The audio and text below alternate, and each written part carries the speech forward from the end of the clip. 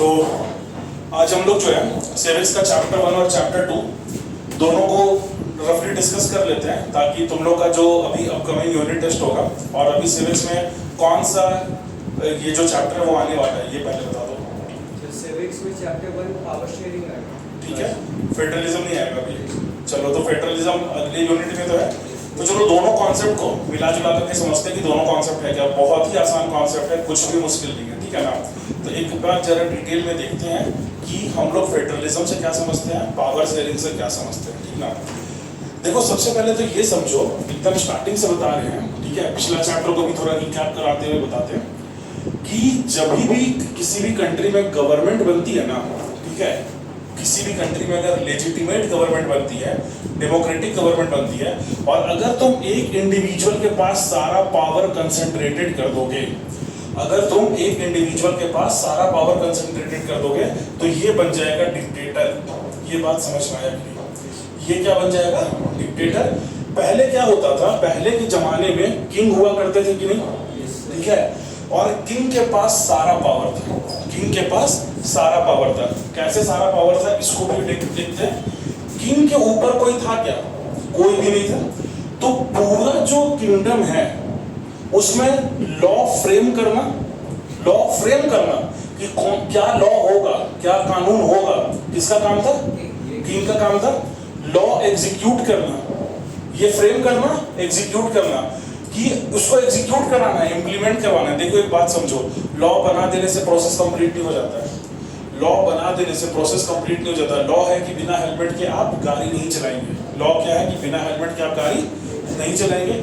लेकिन अगर आप बिना हेलमेट की गाड़ी चला रहे हैं तो कोई होना चाहिए ना जो चेक करेगा आपको, कोई होना चाहिए जो चेक करेगा कि तुम बिना हेलमेट की गाड़ी चला रहे थे, या अगर तुम बिना हेलमेट की गाड़ी चला रहे हो तो कोई होना चाहिए जो तुमको फोर्स करे कि हेलमेट पहन के गाड़ी चलाओ। लॉ तभी एग्जीक्यूट हो सकता है जब एक ऐसा ऑर्गन हो, ऐसा बॉडी हो, ऐसा इंस्टीट्यूशन हो जो लॉ को इंप्लीमेंट करवाए। ये बात क्लियर हुआ। तीसरा बात क्या आता है, जुडिशरी का रोल आता है। तीसरा बात क्या आता है, जुडिशरी का रोल आता है कि अगर कोई लॉ ब्रेक करता है, अगर कोई लॉ ब्रेक करता है तो उसको पावर, जुडिशरी को पावर है उसको पनिशमेंट देने का। ये बात समझ में आया। तो ये तीनों चीज अलग है हमारे इंडिया में। जैसा कि हम तुमको पहले भी बताए थे कि हमारे इंडिया में क्या होता है कि गवर्नमेंट का 3 ऑर्गन होता है, एक लेजिस्लेटिव, एग्जीक्यूटिव और जुडिशरी। लेजिस्लेटिव, एग्जीक्यूटिव और जुडिशरी। यहाँ पे इंडिया में क्या करती है, लेजिस्लेटिव लॉ फ्रेम करेगी, एग्जीक्यूटिव क्या करेगी, इंप्लीमेंट करवाएगी, और जुडिशरी क्या करेगी, अगर आप लॉ ब्रेक करते हो तो आपको पनिशमेंट देगा, है ना। अगर आप लॉ ब्रेक करते हो तो आपको पनिशमेंट देगा। तो ये एक बात बताओ कि ये एक गवर्नमेंट का एक ही स्ट्रैटा में सेपरेशन ऑफ पावर है कि नहीं है। गवर्नमेंट का एक ही स्ट्रैटा में, एक ही डोमेन में सेपरेशन ऑफ पावर है, ठीक है ना। तो इसको हम लोग क्या बोलते हैं, हॉरिजॉन्टल सेपरेशन ऑफ पावर। इसको क्या बोलेंगे, हॉरिजॉन्टल सेपरेशन ऑफ पावर। अभी जो हम लोग चैप्टर डिस्कस करने वाले हैं फेडरलिज्म, उसमें हम लोग वर्टिकल डिवीजन ऑफ पावर को डिस्कस करेंगे। देखो, तुम्हारे सिविक्स में जो चैप्टर 1 और चैप्टर 2 है क्लास 10th में, बेसिकली उसमें separation of power, division of power, ये 2 कॉन्सेप्ट को समझना है। Separation of power, division of power. अब separation of power, division of power क्यों रिक्वायर्ड है, ये इसलिए रिक्वायर्ड है क्योंकि अगर पावर एक जगह कंसंट्रेटेड होते जाएगा तो ये पर्टिकुलर इंडिविजुअल क्या बन जाएगा, डिक्टेटर बन जाएगा, डिक्टेटर बन जाएगा। अच्छा, कोई ऐसा है क्लास में जिसको डिक्टेटर का मतलब नहीं पता है तो अभी पूछिए, तुमको नहीं पता है। देखो, पहले के जमाने में क्या होता था, किंग को तुम एक डिक्टेटर कह सकते हो। किंग को, डिक्टेटर का हिंदी होता है तानाशाह। डिक्टेटर का हिंदी क्या होता है, तानाशाह। मतलब कि जो हम बोलेंगे वही सही है, तुम बोल ही नहीं सकते। बोलना तो दूर की बात, तुम बोलोगे गलत वो सब बात की बात, तुम बोल ही नहीं सकते। जो हम बोलेंगे वही सही है, वही होगा, वही इंसाफ है, वही जस्टिस है। एग्जाम्पल जर्मनी का हिटलर, एग्जाम्पल जर्मनी का हिटलर, वो कौन था, एब्सोल्यूट डिक्टेटर। वो कौन था, डिक्टेटर, एब्सोल्यूट डिक्टेटर। जो वो बोलता था वही होता था ना। जर्मनी का एक एग्जाम्पल हो गया। मॉडर्न एरा में रसिया का एग्जाम्पल ले लो, पुतिन, व्लादिमीर पुतिन। किसी की इतनी पावर है कि व्लादिमीर पुतिन को उसके कंट्री का कोई भी अपोजिशन लीडर कुछ बोल पाए पब्लिकली? कोई नहीं बोल सकता। तो व्लादिमीर पुतिन क्या हो गया? डिक्टेटर। चाइना में सी जिनपिंग, चाइना में सी जिनपिंग, वो क्या हो गया वहां का?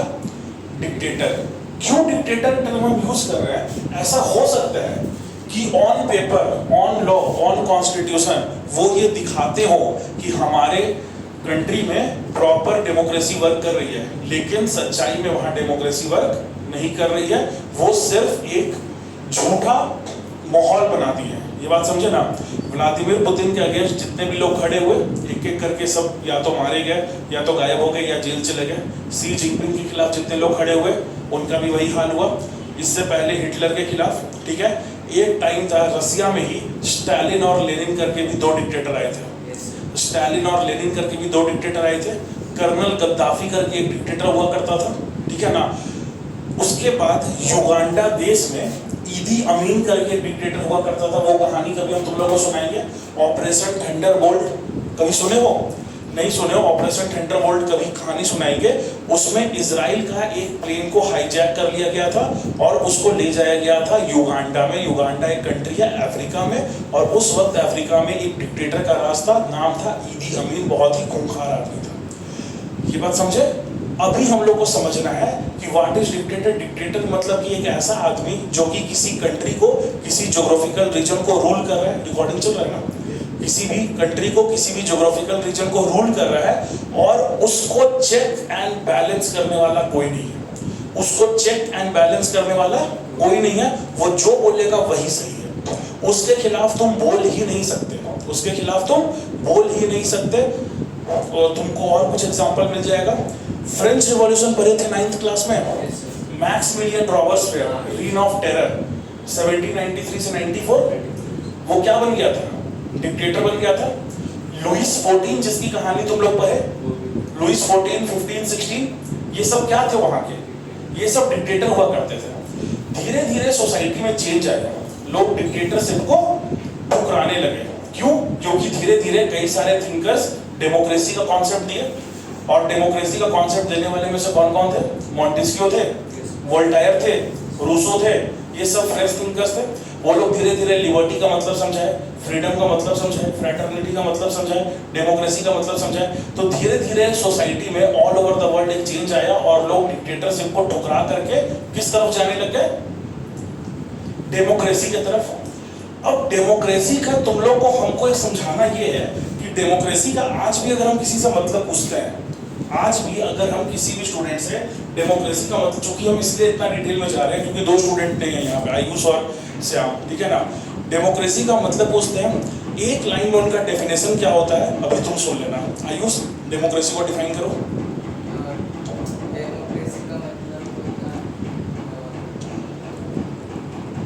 बताओ, 10th क्लास में आ गया, डेमोक्रेसी डिफाइन नहीं कर पा रहा है, तुम डिफाइन करो। डेमोक्रेसी का मतलब आजादी। हाँ, आजादी। देखो तुम डिफाइन करो हर्ष। सबके लिए एक जैसा रूल बनाना। ये भी गलत है। सबके लिए एक जैसा रूल होता है क्या डेमोक्रेसी में? तुम 2 मिनट रुक जाओ, तुम बात, तुम बताओ। डेमोक्रेसी का मतलब ये होता है कि ऐसा गवर्नमेंट जो पब्लिक के लिए बना हो, पब्लिक के द्वारा बना हो और हाँ। सिंगल वोट को फॉलो करता है, वन वोट वन वैल्यू। क्या ये कंप्लीट डेफिनेशन है? ये बोला एक ऐसा गवर्नमेंट जो पब्लिक के वोट से बना हो, जिसमें one citizen one vote one value तुम बोले, चलो ठीक है, और वो पब्लिक के लिए काम करता हो, यही बात। क्या ये कंप्लीट डेफिनेशन है? ये कंप्लीट डेफिनेशन नहीं है। डेमोक्रेसी को बनाना और डेमोक्रेसी को मेंटेन करना एक बहुत ही टफ टास्क है। तुम देखना कि पूरे तुम्हारे क्लास 9th और 10th का जितना भी सिविक्स का चैप्टर है, वो कहीं ना कहीं हर चैप्टर जो है ना डेमोक्रेसी से रिलेट करता है। कहीं ना कहीं हर चैप्टर डेमोक्रेसी से रिलेट करता है।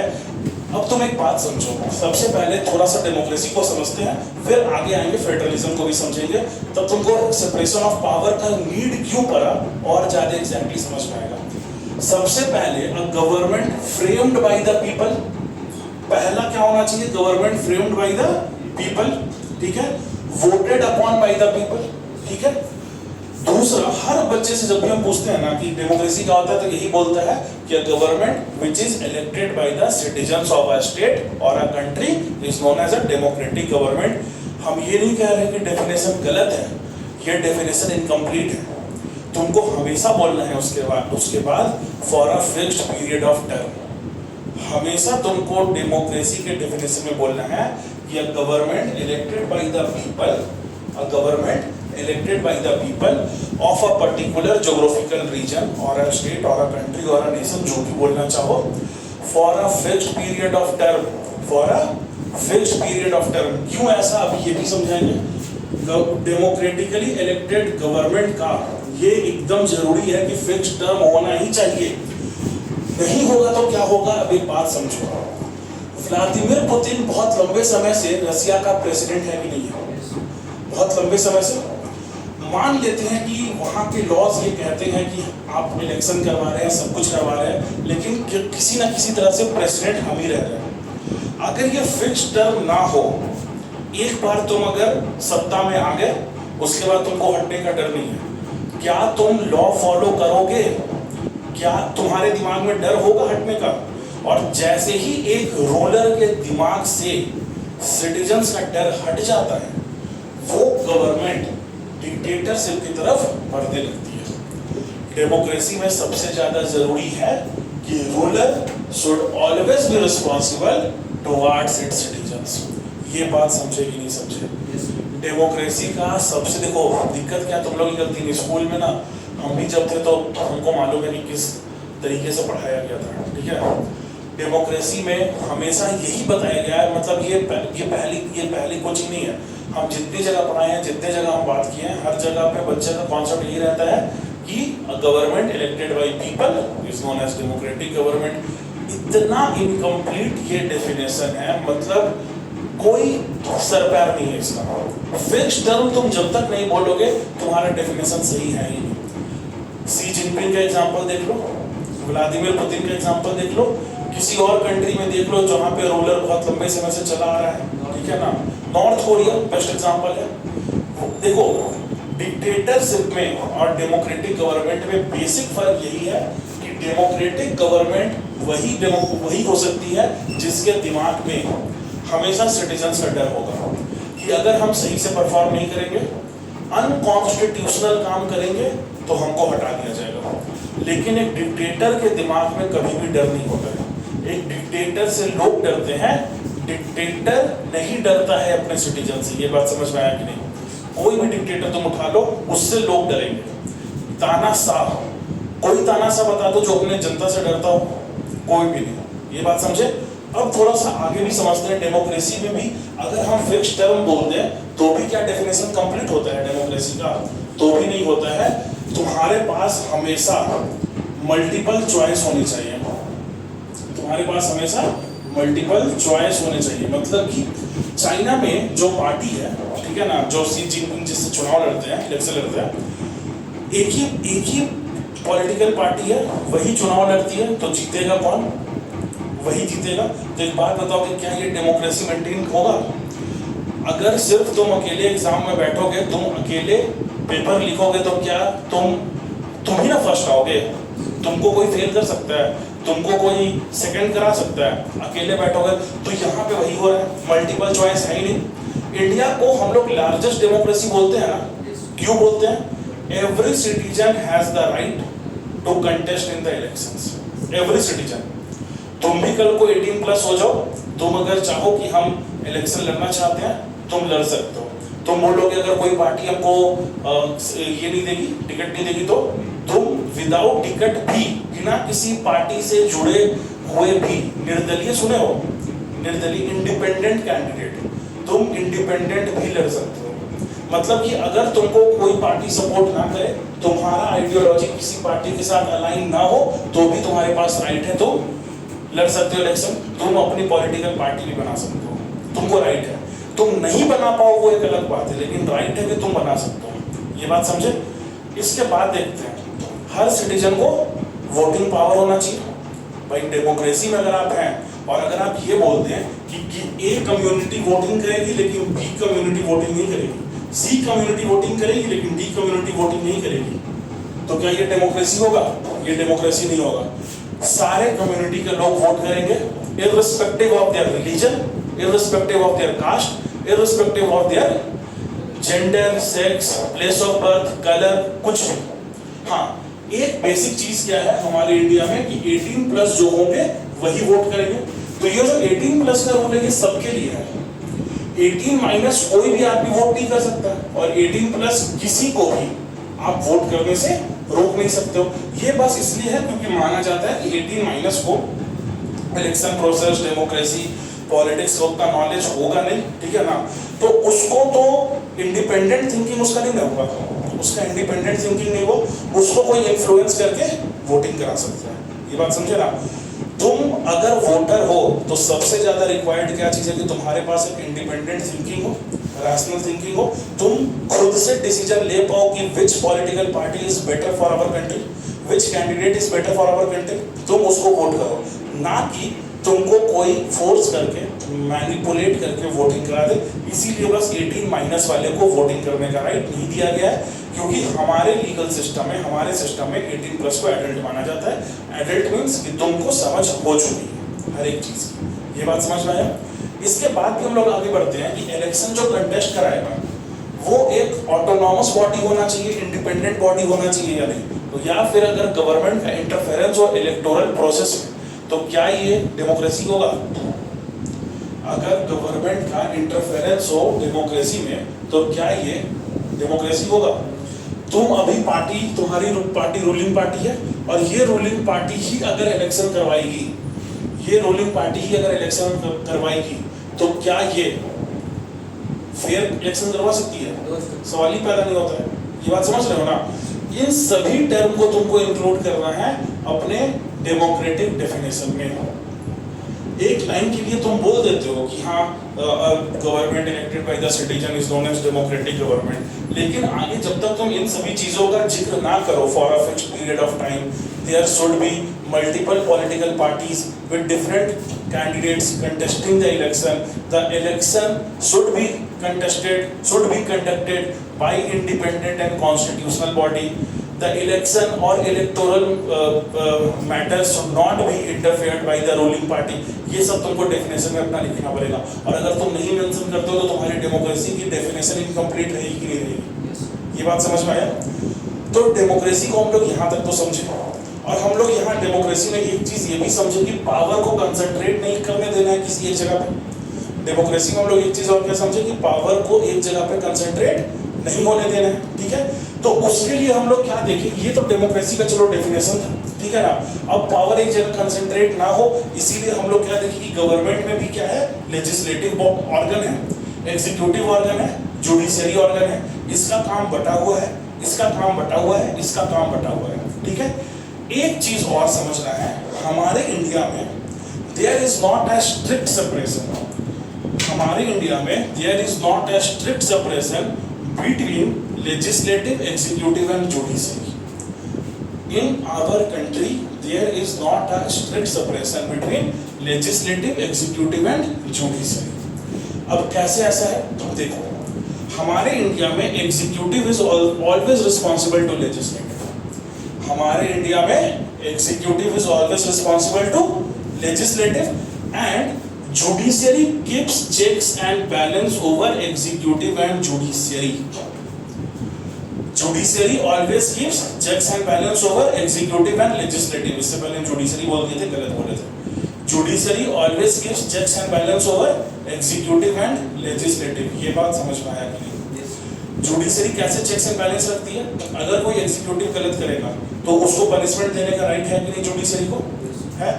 दो चीज तुम और समझोगे, एक कॉन्सेप्ट होता है जुडिशियल रिव्यू, एक कॉन्सेप्ट होता है जुडिशियल रिव्यू। ये जानते हो कि नहीं, क्लास 8 में पढ़ाया गया है जुडिशियल रिव्यू। कितने लोग जानते हैं? कितने लोग नहीं जानते हो? तो तुम नहीं जानते हो। जुडिशियल रिव्यू क्लास 8 में पढ़ाया गया है। अच्छा, ऐसा हो सकता है ना कि ये जो लेजिस्लेटिव है ये कानून बनाते बनाते अनकॉन्स्टिट्यूशनल लॉ फ्रेम करने लगे, गलत कानून बनाने लगे, आर्बिट्ररी लॉज बनाने लगे विदाउट एनी रैशनल। हो सकता है कि नहीं? If legislative will frame unconstitutional laws, then it is the power of judiciary to declare that law null and void. ये बात समझे कि नहीं? अगर लेजिस्लेटिव ये चाहेगी कि I will frame unconstitutional law, ऐसा लॉ बनाएंगे जो कि हमारे कॉन्स्टिट्यूशन के प्रिंसिपल्स को वायलेट करता है, हमारे बेसिक फीचर्स ऑफ कॉन्स्टिट्यूशन को वायलेट करता है, then judiciary has the power to declare that law null and void unconstitutional. अब वो लॉ इंप्लीमेंट नहीं हो पाएगा अगर पार्लियामेंट या स्टेट लेजिस्लेटिव असेंबली किसी भी स्टेट की ऐसा कोई लॉ फ्रेम करती है जो कि अनकॉन्स्टिट्यूशनल है, तो जुडिशरी के पास पावर होता है जुडिशियल रिव्यू का, और जुडिशियल रिव्यू के पावर से क्या होगा कि आप उस लॉ को नल एंड वॉइड डिक्लेयर कर देंगे, अनकॉन्स्टिट्यूशनल डिक्लेयर कर देंगे, वो लॉ कभी भी इंप्लीमेंट नहीं हो पाएगा। जुडिशियल रिव्यू का प्रोसेस कैसे होता है? जुडिशियल रिव्यू का प्रोसेस ये होता है कि अगर मान लो पार्लियामेंट कोई लॉ बना दिया, ठीक है, और वो एक्ट बन गया, तुमको ऐसा लगा कि नहीं ये एक्ट गलत है, तुम अपोजिशन पार्टी हो या फिर तुम कंट्री के कोई एक सिंगल सिटीजन हो, सिंपल सिटीजन हो, दो चीज है, या तो तुम कोर्ट में जाकर के केस करोगे, और कोर्ट को बताओगे कि हमारे कॉन्स्टिट्यूशन के प्रोविजंस को, बेसिक फीचर्स को, बेसिक प्रिंसिपल्स को ये लॉ वायलेट करता है। अगर जुडिशरी तुम्हारे फाइंडिंग्स पर किसी भी तरह का सच्चाई देखेगी तो जुडिशरी इसको स्टे लगा देगी, एक तो ये। दूसरा, हमारे जुडिशरी के पास एक पावर होता है सुओ मोटो। ये कितने लोग जानते हैं? सुओ मोटो नहीं जानते हो? इसका मतलब होता है हिंदी में स्वतः संज्ञान लेना। अगर जुडिशरी ये देखती है कि जो लेजिस्लेटिव है वो अनकंट्रोल्ड वे में आगे बढ़ रही है, without following the constitutional norms, legislative आगे बढ़ रही है, तो क्या होगा, सुओ मोटो का पावर यूज कर सकती है जुडिशरी, खुद से आगे आएगी और लेजिस्लेटिव को बोलेगी कि this law is unconstitutional, you can not implement this law. दो तरीका है, या तो आप कोर्ट जाओगे, PIL सुने होगे तुम लोग, एक टर्म होता है PIL, पब्लिक इंटरेस्ट लिटिगेशन, या तो आप PIL फाइल करेंगे कि sir this law is violating the constitutional norms, ठीक है, या फिर अगर आप अपोजिशन पार्टी है तो आप कोर्ट जा सकते हैं कि sir this law is violating the constitutional norms, या फिर court can take suo motu. Court के पास ये पावर होता है, जरूरी नहीं है कि मामला जब कोर्ट के सामने आए तभी कोर्ट उसमें कुछ करे, जजेस के पास पावर होता है सुओ मोटो का। अगर एक पावर और है जुडिशियल एक्टिविज्म।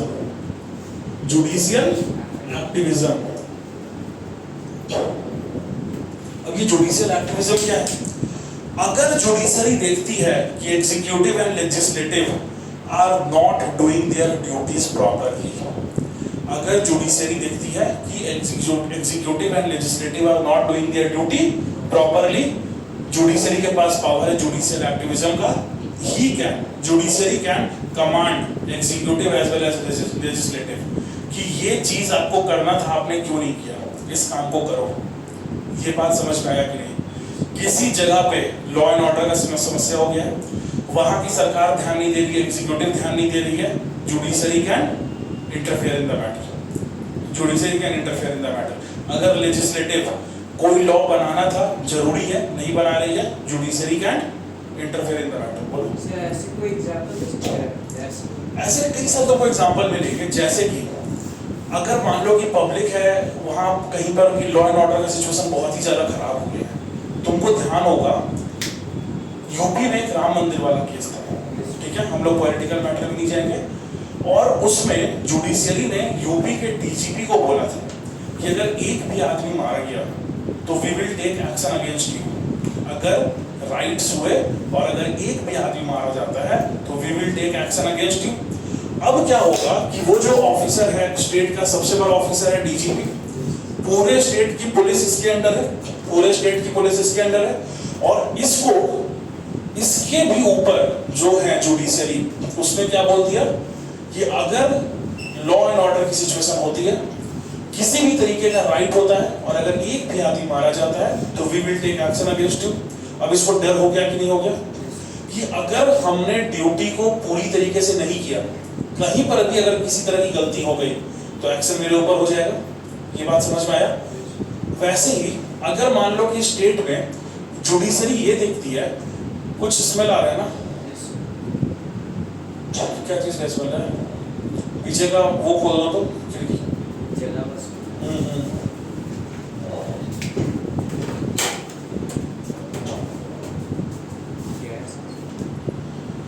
तो अब हम लोग कहाँ पे थे? हाँ, directive principles of state policy कुछ होता है, जानते हो? एक कॉन्सेप्ट होता है directive principles of state policy. कितने लोग नहीं जानते हैं? आज तक नहीं जानते हैं। चलो, वो अगर बताना शुरू करेंगे तुम लोग मेन टॉपिक से भटक जाएंगे। तुम सिंपली ऐसा समझो कि कोई गवर्नमेंट है जो अपने वीकर सेक्शन का, कोई गवर्नमेंट है जो अपने वीकर सेक्शन का ध्यान नहीं रख रही है। ये बात समझे? उस स्टेट में विमेंस का हरासमेंट हो रहा है, चाइल्ड ट्रैफिकिंग हो रही है, एसटी एससी मार्जिनलाइज्ड सेक्शन को प्रॉपर एजुकेशन नहीं मिल रहा है, माल न्यूट्रिशन बढ़ता जा रहा है, लेकिन गवर्नमेंट ध्यान नहीं दे रही है। तो भी इस मैटर में जुडिशरी कह सकती है वहां की गवर्नमेंट को कि लॉ फ्रेम करिए, स्ट्रिक्ट लॉ फ्रेम करिए, ठीक है, और उसके बाद फिर एग्जीक्यूटिव को भी बोल सकती है कि उन लॉ को स्ट्रिक्टली इंप्लीमेंट करवाइए। मॉब लिंचिंग कुछ साल पहले इंडिया में हो रहा था, मॉब लिंचिंग हो रहा था, भीड़ आती थी, किसी को भी पकड़ के मार देती थी। ये लॉ एंड ऑर्डर का एब्सोल्यूट फेलियर था कि नहीं? याद है? मॉब लिंचिंग हो रहा था, सुप्रीम कोर्ट ने सुओ मोटो लिया, सुप्रीम कोर्ट ने एक्शन लिया और जुडिशरी की तरफ से क्या स्टेटमेंट था कि अगर किसी डिस्ट्रिक्ट में मॉब लिंचिंग होती है तो वहां के कलेक्टर को, वहां के एसपी को तुरंत सस्पेंड कर दिया जाएगा। और इन्हीं दोनों के हाथ में है ना लॉ एंड ऑर्डर को मेंटेन करना। कलेक्टर के पास सभी डिपार्टमेंट का चार्ज होता है और एसपी के पास पुलिस डिपार्टमेंट का चार्ज होता है। जुडिशरी ने क्या बोला? सबसे पहले स्टेट को क्या बोला? एकदम स्ट्रिक्ट लॉ बनाइए, एकदम स्ट्रिक्ट लॉ बनाइए कि अगर मॉब लिंचिंग करते हुए कोई पकड़ा जाता है, फेक न्यूज फैलाते हुए कोई पकड़ा जाता है तो उस पर एक्शन होगा। एग्जीक्यूटिव के जो पार्ट है, एग्जीक्यूटिव के जो पार्ट है, district collector as well as SP, उनको क्या बोले कि अगर आपके डिस्ट्रिक्ट में कोई भी मॉब लिंचिंग से मारा जाएगा, सबसे पहले आप सस्पेंड हो गए, आप पर लीगल एक्शन होगा। ये बात समझे? तो जुडिशरी ने यहाँ पे जुडिशियल एक्टिविज्म को दिखाया कि नहीं? जुडिशियल एक्टिविज्म का मतलब कि जुडिशरी के पास वो पावर है कि अगर लेजिस्लेटिव और एग्जीक्यूटिव काम ठीक से नहीं कर रहे हैं तो जुडिशरी आगे आएगी और उनको फोर्स करेगी कि काम ठीक से करो। ये बात समझे? अगर एग्जीक्यूटिव काम नहीं कर रही है तो लेजिस्लेटिव उसको चेक कर सकती है। अच्छा, अब तुम ये कह सकते हो कि अगर जुडिशरी गलत काम करने लगे तो क्या होगा? रिमूवल ऑफ जजेस, रिमूवल ऑफ जजेस भी एक प्रोसीजर है जो लेजिस्लेटिव ला सकती है on the basis of proved misbehaviour and incapacity. अगर किसी जजेस के बिहेवियर में प्रॉब्लम है, प्रूव्ड मिसबिहेवियर है और क्या है? इनकैपेसिटी है। आप जज बन गए but you are not capable of performing your duty. इस केस में रिमूवल ऑफ जजेस भी पावर है किसके पास? लेजिस्लेटिव के पास, कि एब्सोल्यूट मेजॉरिटी में स्पेशल एब्सोल्यूट नहीं, स्पेशल मेजॉरिटी लाएगी और जजेस को वहां से हटा दिया जाएगा। ये बात समझे? लेकिन ऐसे नहीं हटाया जा सकता है, सिंपल हल्के तरीके से नहीं हटाया जा सकता है। जब तक जजेस के खिलाफ एकदम सॉलिड एविडेंस नहीं हो, एकदम कॉन्क्रीट एविडेंस नहीं हो, तब तक कोई कुछ नहीं कर सकता है। लेकिन अगर एविडेंस है जजेस के खिलाफ तो इम्पीचमेंट मोशन हम वर्ड यूज इसलिए नहीं कर रहे हैं क्योंकि impeachment word is used only for the president. यहाँ पे क्या होगा? रिमूवल ऑफ जजेस। ये बात समझ में आया कि नहीं? तो हम लोग स्ट्रिक्ट सप्रेशन में नहीं है, बल्कि हमारा एक ऑर्गन दूसरे को चेक्स एंड बैलेंस कर सकता है। ये बात समझे? हमारा एक ऑर्गन एग्जीक्यूटिव को बैलेंस करेगा, जुडिशरी एग्जीक्यूटिव को बैलेंस करेगी, जुडिशरी लेजिस्लेटिव को बैलेंस करेगी। तो हम लोग यहाँ पे क्या देख रहे हैं कि यहाँ जो हॉरिजॉन्टल सेपरेशन ऑफ पावर है, कोई भी एक ऑर्गन सुप्रीम पावर बनता हुआ दिख रहा है क्या? कोई एक ऑर्गन अगर चाहे तो सुप्रीम पावर नहीं बन सकता है। ये बात समझ आया कि नहीं? सेपरेशन ऑफ पावर में जो पिछले क्लास में भी हम समझाना चाहते थे कि अगर इसी गवर्नमेंट में देखो 3 ऑर्गन है, ठीक है ना, अगर इन तीनों में से कोई सुप्रीम पावर बन जाता तो फिर वो धीरे धीरे डिक्टेटर बन जाता। लेकिन यहाँ पे क्या है, बहुत हेल्दी सिस्टम है, ये इसको कंट्रोल करेगा, ये इसको कंट्रोल करेगी, इसको भी कंट्रोल करेगी, दोनों मिलके इसको भी कंट्रोल कर सकते हैं। ये बात समझ में है ना, दोनों मिलके इसको भी कंट्रोल कर सकते हैं। हाँ, इसके पास थोड़ा स्पेशल पावर्स हैं जुडिशरी के पास। जुडिशरी अगर पावरफुल नहीं हो तो फिर वो इंसाफ कैसे करेगी? इंसाफ करने वाले को तो ज्यादा पावर में रहना चाहिए, तभी वो इंसाफ कर सकता है। लेकिन इंसाफ करने वाला भी बदमाशी कर सकता है, अनकॉन्स्टिट्यूशनल काम कर सकता है, इसीलिए जुडिशरी को ठीक से कंट्रोल कर सकती है लेजिस्लेटिव रिमूवल ऑफ जजेस, but only on the grounds of proved misbehaviour and incapacity. ये था पहले चैप्टर का concept, separation of power. Federalism का कॉन्सेप्ट क्या बोलता है, हम उस पर आते हैं। ये हो गया हॉरिजॉन्टल डिस्ट्रीब्यूशन ऑफ पावर दिख रहा है। फेडरलिज्म का कॉन्सेप्ट अलग है, वर्टिकल डिवीजन। कैसे वर्टिकल डिवीजन होता है अभी समझते हैं, दोनों को मिला करके समझा रहे हैं, ठीक ना। और हम ऐसा मान के चल रहे हैं तुम लोगों को समझ में आ रहा होगा, कहीं दिक्कत नहीं हो रही होगी, दिक्कत नहीं ना हो रहा, क्लियर समझ में आ रहा है ना। चलो, कैसे होता है फेडरलिज्म का कॉन्सेप्ट, क्या होता है और क्या होता है वर्टिकल डिवीजन।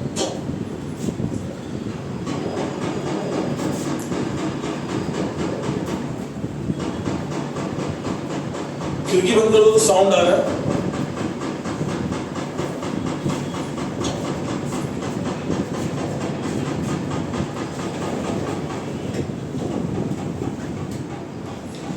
देखो, अभी तक तो हम लोग पढ़े गवर्नमेंट का अलग अलग ऑर्गन्स, जो कि है एक ही लेवल पर, जो कि है एक ही हॉरिजॉन्टल स्ट्रेटा पर, बट यहाँ पे अलग हो जाएगा। यहाँ पे एक तुम्हारा सेंट्रल गवर्नमेंट होगा, यहाँ पे एक तुम्हारा क्या होगा, सेंट्रल गवर्नमेंट, और एक होगा regional government, not exactly state government, it is known as regional government, ठीक है। इन दोनों में कैसा रिलेशन है, इन दोनों में कैसा रिलेशन है, यही बताता है कि गवर्नमेंट यूनिटरी गवर्नमेंट है या फेडरल गवर्नमेंट है। कैसे समझते हैं, अब इसको थोड़ा सा डिटेल में देखो। दो कंट्री का एग्जांपल तुमको हम देते हैं। एक एग्जांपल लो कंट्री ए, ठीक है, एक एग्जांपल लो कंट्री ए, एक एग्जांपल लो कंट्री बी, एक एग्जांपल लो कंट्री ए, एक एग्जांपल लो कंट्री बी। यहां पे एक सेंट्रल गवर्नमेंट है, एक सेंट्रल गवर्नमेंट है, यहां पर भी एक सेंट्रल गवर्नमेंट है। ये बात समझे, यहां की सेंट्रल गवर्नमेंट एब्सोल्यूट पावरफुल है, यहां की सेंट्रल गवर्नमेंट एब्सोल्यूट पावरफुल है। कुछ भी लिखना मत अभी, पहले समझो। ये अपने से स्टेट गवर्नमेंट के नॉमिनीज या ऑफिसर्स को रिक्रूट करती है और भेजती है लोकल लेवल एडमिनिस्ट्रेशन के लिए, ठीक है। यहां पे भी सेंट्रल गवर्नमेंट पावरफुल है, लेकिन इसके नीचे जो स्टेट गवर्नमेंट है वो कॉन्स्टिट्यूशनल गवर्नमेंट है। ये स्टेट गवर्नमेंट इससे पावर नहीं लेती है, इसके पास कॉन्स्टिट्यूशन में ही दिए हुए हैं प्रोविजन कि आपके पास कितने पावर्स होंगे, आप क्या कर सकते हो, क्या नहीं कर सकते हो। ये बात समझेंगे। पहला हम क्या बोले, ऑप्शन ए, एक कंट्री है जिसके पास एक सेंट्रल गवर्नमेंट है और वो सेंट्रल गवर्नमेंट पूरे कंट्री पर रूल करती है। फॉर एग्जांपल ब्रिटेन, फ्रांस, और बताओ नॉर्वे, और बताओ स्वीडन। यहां पे क्या ये है कि वहां पे सबसे ऊपर में कौन है, सेंट्रल गवर्नमेंट, उसके नीचे लोकल गवर्नमेंट अपने से नहीं है, वो लोकल गवर्नमेंट सेंट्रल गवर्नमेंट से पावर लेती है। यूएसए भी एग्जांपल हो सकता है? ना ना ना, एकदम उल्टा है, यूएसए एकदम उल्टा में आएगा। अब यहां पे आ जाओ जहां पे सेंट्रल गवर्नमेंट और स्टेट गवर्नमेंट दोनों हैं। सबसे अच्छा एग्जांपल इसका यूएसए, इंडिया, और बताओ अर्जेंटीना, जापान उधर, बांग्लादेश, बांग्लादेश का हम श्योर नहीं है, बट जापान तुम जो बोले, जापान इधर रहेगा, जापान इधर रहेगा। जिसके बारे में हम श्योर नहीं है उसके बारे में बोलेंगे नहीं, क्योंकि 201 कंट्री है, तुम रैंडमली नाम लेते रहोगे तो दोनों में हमको अरेंज करना बहुत मुश्किल हो जाएगा। इंग्लैंड उधर है, ब्रिटेन उधर है, ठीक है। यहाँ पे यूएसए, इंडिया, अर्जेंटीना, ठीक है। शायद यहाँ पे इतना ही याद अभी आ रहा है, उधर ज्यादा याद है। कहने का मतलब क्या है, देखो अब समझो कि क्यों जरूरत पड़ती है लोकल गवर्नमेंट की, क्यों जरूरत पड़ती है और क्यों ये कंट्री में उतनी जरूरत नहीं पड़ रही है। अब इंडिया के रिस्पेक्ट से समझाते हैं तो तुम्हारे लिए समझना आसान होगा। क्या इसको हम मिटाएं, ये समझ गया, छोड़ो ना, इसी में समझा रहे हैं। मान लो कि ये कंट्री बी जो है ये इंडिया है, ये कंट्री बी क्या है, इंडिया है। सबसे पहले हमको ये बताओ कि इंडिया का वास्ट ज्योग्राफिकल लोकेशन है कि नहीं, वास्ट ज्योग्राफिकल एरिया है कि नहीं। इंडिया का एरिया बहुत बड़ा है, India is the 7th largest country in the world, India is the 7th largest country in the world. अब 7th लार्जेस्ट कंट्री में India is also known as land of diversity. India में there are people belonging to different religion, different caste, different culture, different community, different sect, different cult, मतलब भरे पड़े हैं division. Tribal group का अलग है एकदम, नॉन ट्राइबल ग्रुप का अलग है, कुछ लोग जो अथीस्ट है अलग है।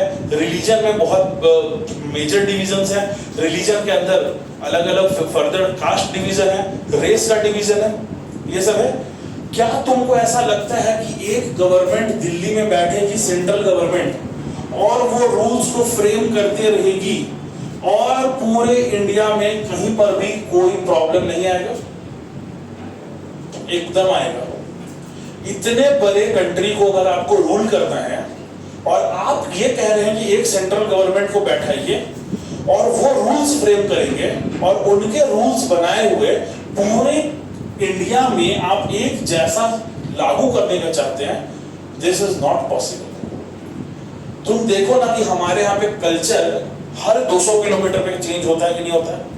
200 किलोमीटर बहुत ज्यादा बोल रहे हैं, नहीं उतना कम में भी नहीं, 100-150 में भी कल्चर चेंज हो जाता है। एकदम नॉर्थ इंडिया का कल्चर साउथ इंडिया से एकदम डिफर है कि नहीं? वेस्टर्न कल्चर, गुजरात का कल्चर अरुणाचल प्रदेश के कल्चर से एकदम डिफरेंट है कि नहीं? कहीं भी तुमको कोई लिंक मिलेगा? तुम ऊपर से नीचे आना शुरू करो, जम्मू कश्मीर में कल्चर तुमको बहुत अलग मिलेगा, जम्मू कश्मीर का कल्चर बहुत अलग मिलेगा। नीचे आ जाओ पंजाब में, वहां पे तुमको जो भी कल्चर मिलेगा वो एक एग्रीकल्चर पर बेस्ड कल्चर मिलता है पंजाब में। हरियाणा में आ जाओ, पहलवानी को लेकर के कल्चर मिलता है ज्यादा। हिमाचल प्रदेश में वहां पे पहाड़ी लोगों का अपना कल्चर है। उत्तराखंड में, उत्तराखंड जो कि एक हिंदू लोगों का काफी सीक्रेट जगह है, तो वहां पे तुमको एक अलग सा माहौल मिलेगा। नीचे आ जाओ बिहार में, बिहार में तुमको काफी मिक्स्ड कल्चर मिलता है। बिहार में, यूपी में कास्ट बेसिस पर काफी डिस्क्रिमिनेशन भी मिलेगा। उसके बाद फिर बिहार यूपी में तुमको आईएएस आईपीएस ऑफिसर्स ज्यादा मिलेंगे। वहां पे एजुकेशन को लेकर के हमेशा से ज्यादा ये रहा है, मतलब इफर्ट लोग एजुकेशन पर ज्यादा डालते हैं। बिहार यूपी में क्या बिजनेस कल्चर है? बिजनेस कल्चर नहीं है क्या? बिहार यूपी के लोग प्राइवेट नौकरी को वो इज्जत देते हैं जो गवर्नमेंट नौकरी को देते हैं? सवाल ही नहीं है। उसके थोड़ा सा वेस्ट तुम चले जाओ गुजरात में, गुजरात में जॉब को लेकर के क्या लोग इतने एक्टिव हैं? गुजरात में एजुकेशन और जॉब को क्या उतना इज्जत मिलता है? नहीं। तुम बिजनेस कितना अच्छा करते हो ये डिपेंड करता है। मध्य प्रदेश का फिर कल्चर अलग है, झारखंड में ट्राइबल बेल्ट हो जाता है, वेस्ट बंगाल में बंगालियों का कल्चर बहुत अच्छा है। पर्सनली हमको बंगाली कल्चर बहुत पसंद है, ठीक है ना। बंगाली फूड भी बहुत अच्छा होता है और उनका जिस तरह से फेस्टिवल और ये सब का हमको वो चीज पर्सनली अच्छा लगता है। फिर उधर नॉर्थ ईस्ट में चले जाओ, नॉर्थ ईस्ट में मोर देन हमको लगता है 100 tribal groups, 100 tribal groups north east में पूरे। 7 सिस्टर्स हैं नॉर्थ ईस्ट में, plus there is also one brother of that 7 sisters. नाम क्या है? Assam. There are total 8 states in north east. 7 को तो हम लोग 7 सिस्टर्स बोलते हैं and there is one brother known as Assam of the rest of the 7 sisters. तो उस पूरे नॉर्थ ईस्ट का बहुत ही अलग कल्चर मिलेगा। Naga tribes, Kuki tribes, Mizo tribes, Garo tribes, उसके बाद तुमको मिलते हैं मीठी ट्राइब्स। अभी मणिपुर में जो वायलेंस हुआ, Meitei tribes and Kuki tribes are involved, ठीक है। तो तुमको वहां पे क्या मिलेगा ना कि ट्राइब्स का भी अपना एक अलग कल्चर होता है। एक ट्राइब दूसरे के कल्चर को फॉलो नहीं करती है, ये बात समझे।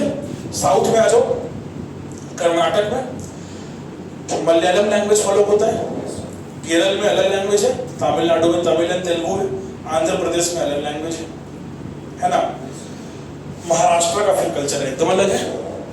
महाराष्ट्र का कल्चर भी क्या एकदम साउथ के कल्चर से मेल खाता है? महाराष्ट्र में तुमको वड़ा पाव, पाव भाजी का और झालमुड़ी का, सॉरी भेलपुरी का कल्चर ज्यादा मिलेगा। लेकिन तमिलनाडु और केरल जाओ, कर्नाटका से शुरू हो जाता है डोसा, उत्तपम, इडली, सांभर वड़ा। ये समझ रहे हो ना तुम कि कितना डिफर कर रहा है in terms of food, in terms of festival, in terms of language, in terms of मतलब रिलीजियस बिलीफ, आइडियोलॉजी, सब कुछ बहुत ज्यादा डिफर कर रहे हैं। एक सेंट्रल गवर्नमेंट को दिल्ली में बैठा करके तुम ये सोचते हो कि हम पूरे कंट्री का रूल्स फ्रेम करें, लॉज फ्रेम करें और पूरी कंट्री उसको इक्वली एक्सेप्ट करे, दैट इज नॉट पॉसिबल। ये हमेशा कॉन्फ्लिक्ट कराएगा, खास करके इंडिया जैसे कंट्री में ये हमेशा क्या करवाएगा, कॉन्फ्लिक्ट करवाएगा। तुम अगर हिंदी लैंग्वेज इंपोज कर दिए, पूरे साउथ के स्टेट तुमसे बुरा मान जाएंगे, खास करके तमिल तेलुगु तो एकदम श्योर। तुम हिंदी इंप्लीमेंट करोगे, गुजराती तुमसे बुरा मान जाएंगे। तुम एक लैंग्वेज इंपोज कर ही नहीं सकते, तुमको हमेशा चॉइस देना पड़ेगा। तुमको हमेशा क्या करना पड़ेगा, चॉइस देना पड़ेगा। तुम एक जैसा कानून नहीं बना सकते, ठीक है। अब इसको समझते हैं कैसे।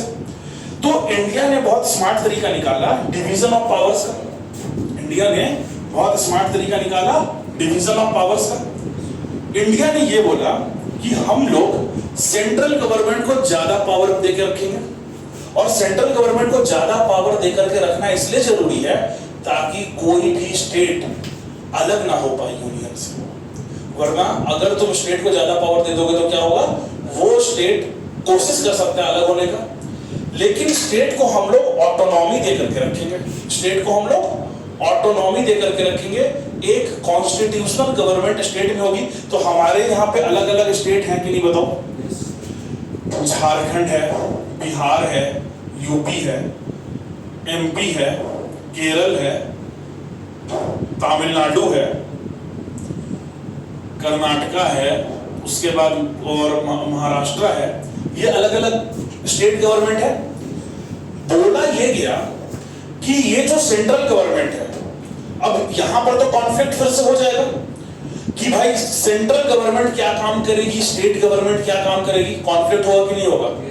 तो फिर डिवीजन ऑफ पावर हम लोग कैसे पीसफुली एक्सरसाइज कर सकते हैं? स्टेट बोलेगा ये काम मेरा है, सेंटर बोलेगी ये काम मेरा है, स्टेट बोलेगा ये काम तुम्हारा है, सेंटर बोलेगा ये काम तुम्हारा है, तब तो पीस होगा ही नहीं। अब पीस कैसे लाया जाए? देखो कितना स्मार्ट तरीका लाया गया। ये अभी हम इंडिया का बात कर रहे हैं ना, रेस्ट ऑफ द वर्ल्ड का बाद में थोड़ा। अरे अरे अरे अरे अरे, वेट करते हैं, वेट करते हैं।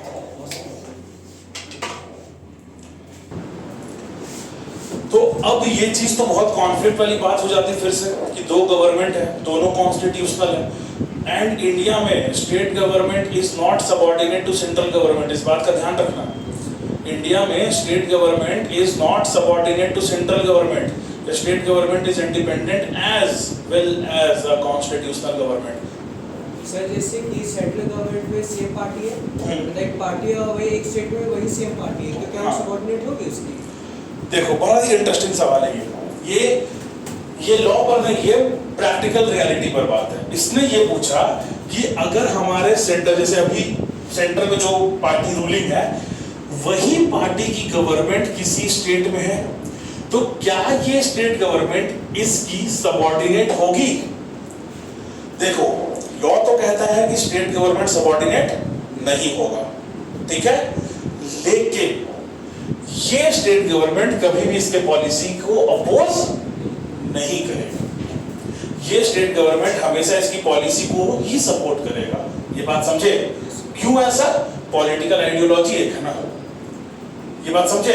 लेकिन अगर मान लो कि सेंटर में कोई अलग पार्टी की सरकार है, किसी स्टेट में किसी दूसरे पार्टी की सरकार है, फॉर एग्जांपल झारखंड में अलग पार्टी की सरकार है, सेंटर में अलग पार्टी की सरकार है, बिहार, तो तुम देखना कि झारखंड और बिहार, दिल्ली में अलग पार्टी की सरकार है, उसके बाद फिर तुम देख लो वेस्ट बंगाल, ये सब हमेशा सेंट्रल गवर्नमेंट के पॉलिसीज को अपोज करेंगे, कभी भी फॉलो सपोर्ट नहीं करेंगे।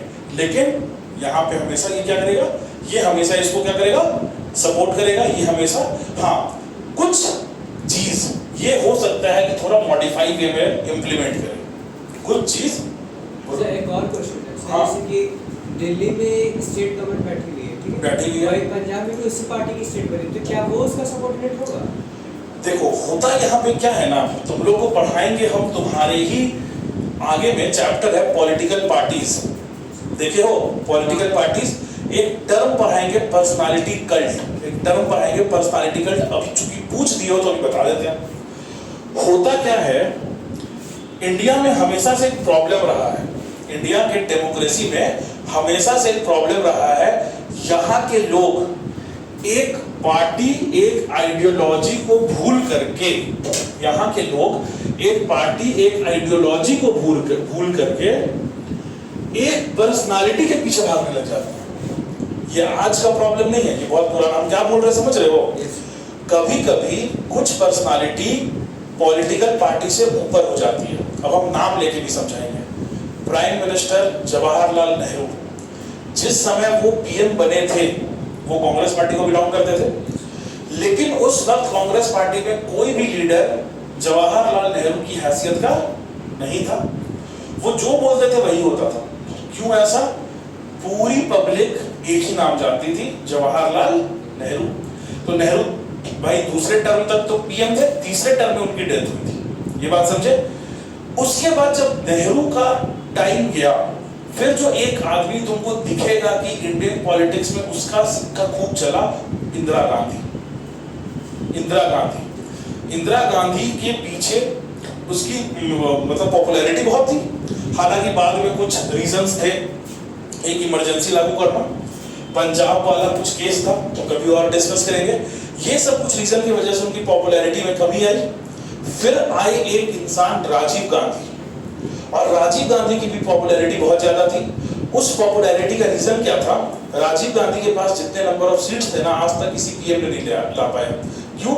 उनकी मां का मर्डर हो गया था। और सिंपैथी वोट किसको मिला? राजीव गांधी को। सिंपैथी वोट होता है ना, ठीक है हम तुमको नहीं पसंद करते हैं, लेकिन अगर तुम्हारे साथ कुछ बहुत ज्यादा बड़ा इंसिडेंट हो जाए तो हम क्या बोलेंगे? इतना भी बुरा इंसान नहीं था। सिंपैथी हो जाती है। राजीव गांधी, देखो हमको राजीव गांधी का कुछ काम बहुत अच्छा लगता है, इंदिरा गांधी का कुछ काम। देखो कभी भी पॉलिटिक्स में पर्सन स्पेसिफिक मत बनो, उसके काम को पसंद करो। तुम अगर पर्सन को पसंद करोगे तो तुम क्या करोगे? उसके हर काम को पसंद करोगे। और किसी भी इंसान का हर काम अच्छा हो ही नहीं सकता। इतने बड़े कंट्री का पीएम हर काम सही कैसे कर सकता है जहां पे इतनी बड़ी डाइवर्सिटी है? जवाहरलाल नेहरू जिस समय पीएम बने, देश की हालत बहुत खराब थी। उस समय बहुत ज्यादा चांसेस था कि अगर वीक पीएम होते तो फॉरेन पावर्स के इन्फ्लुएंस में आ जाते। लेकिन प्राइम मिनिस्टर नेहरू ने नॉन अलाइंड मूवमेंट, कितने लोग सुने हो? उस वक्त दो पावर ब्लॉक्स बन रहा था, एक यूएस एक यूएसएसआर, और दोनों अपने अपने कंट्रीज को जोड़ता था ताकि मतलब दोनों का पावर मेंटेन रहे। नेहरू ने बहुत अच्छा दिया, नॉन अलाइंड मूवमेंट, हम आपके साथ, we are here for peace, ये बात समझे। तो ये काम बहुत अच्छा था। अब कुछ चीजें अच्छी नहीं भी थी, वो भी होता है। फिर आ गई इंदिरा गांधी ने पाकिस्तान को जिस तरीके से 1971 बांग्लादेश लिबरेशन वार, तुम लोगों को पता होगा 1971 में इंडिया पाकिस्तान के बीच जंग हुआ था।